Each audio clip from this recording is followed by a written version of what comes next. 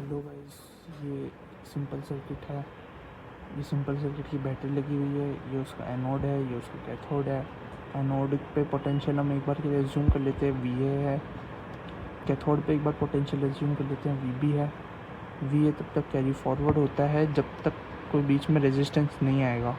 Wire, ये simple wire है तो इसकी कोई रेजिस्टेंस नहीं है, तो इसका वी ए जो यहाँ पे पोटेंशियल होगा वो यहाँ से यहाँ तक कैरी फॉरवर्ड होगा जब तक कोई रेजिस्टेंस नहीं आ जाता।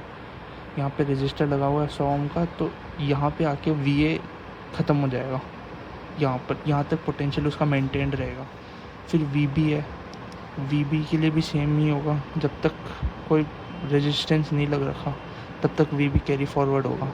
तो इससे इसके बीच में कोई रेजिस्टेंस नहीं है, इससे इसके बीच में कोई रेजिस्टेंस नहीं है, इससे इसके बीच में कोई रेजिस्टेंस नहीं है, तो वी बी ऐसे कैरी फॉरवर्ड हो गया। अब वी ए और इस पॉइंट के बीच में एक रेजिस्टेंस लग रखा है, तो कोई पोटेंशियल ड्रॉप आएगा। तो मान लेते हैं कि वो पोटेंशियल ड्रॉप वी ए को वी एक्स बना देता है।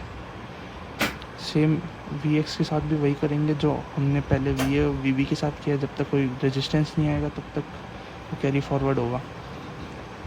तो एक वी ए वी बी से यहाँ पर यहाँ तक हम एक बना सकते हैं जो पोटेंशियल ड्रॉप का केस है। तो फिर वी बी से यहाँ तक मैं इसको यहाँ पे वी मान लेता हूँ इसको। तो वी, ये वी हो जाएगा। यहाँ पे कोई रेजिस्टेंस नहीं लग रहा था तो ये वी कैरी फॉरवर्ड हो जाएगा यहाँ तक। अब इसका इक्विवेलेंट बनाएंगे तो वी ए से 100 ओम वी एक्स तक, वी एक्स से 150 ओम वी बी तक, वी बी से 100 ओम वी तक, वी बी से ही वी तक एक 200 ओम की बैटरी रजिस्टर।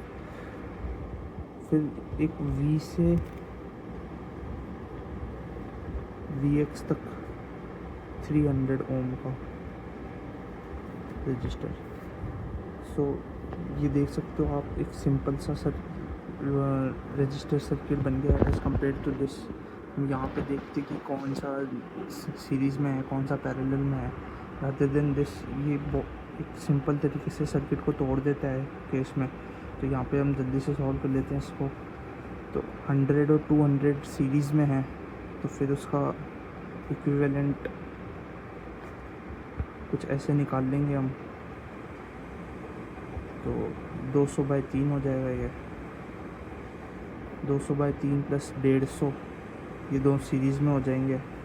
फिर ये और ये 300 ये पैरेलल का, फिर इन दोनों का जो भी इक्विवेलेंट आएगा वो 100 के साथ ऐड कर देंगे वो सीरीज़ का। तो फिर ऐसे करके हमारा जो रेजिस्टेंस आ जाएगा इक्विवेलेंट, वो एकदम आसान तरीके से आ जाएगा और ये ज़्यादा टाइम कंज्यूमिंग प्रोसेस भी नहीं है।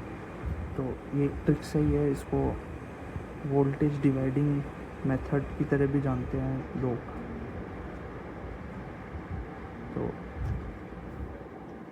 चाहे तो इसको अपने घर पे भी ट्राई कर सकते हैं अपने मेथड से, और फिर जो मैंने मेथड बताया उससे भी आप देख सकते हैं कि कौन सा ज़्यादा सूटेबल है आपके लिए, तो आप ट्राई कर सकते हैं। थैंक यू, और वीडियो को लाइक, सब्सक्राइब, शेयर ज़रूर कर दिएगा।